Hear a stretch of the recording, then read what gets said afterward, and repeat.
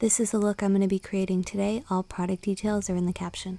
I'm first starting out with this deep purple shade, applying it to the outer corner in a V shape and softly blending out the edges, bringing it down to the lower lash line, and then in towards the center of the lid. Next, with this soft pink shade, I'm adding it to the center of my crease area, blending into the previous purple shade, blending upwards, adding this light shimmering red to the outer third of my lid, blending into the outer corner purple. Using sweeping motions with a gold, I'm adding that to the front of my lid, buffing it into the red color.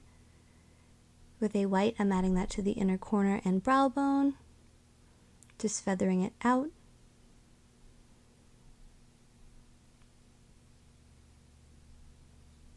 Next, with an eyeliner, I'm mapping out the wing, drawing on my first line and then dragging it in towards the center, making it thinner as I bring it towards the inner corner of my eye. Then I'm filling in the shape, adding an inner corner wing and then a detail of white eyeliner, adding a little bit of brown to the lower lash line,